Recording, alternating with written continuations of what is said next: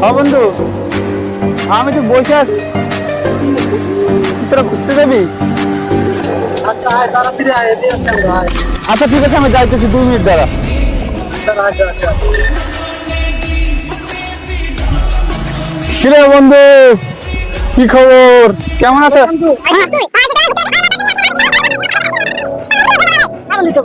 ভালো পোশাক পরে আসো বাবা। তা তো 2 মিনিট দ্বারা আমি পোশাকটা তাহলে চেঞ্জ করে আসি, ঠিক আছে? তাড়াতাড়ি এই যে আমি কিন্তু আইতাছি, ঠিক আছে থাক।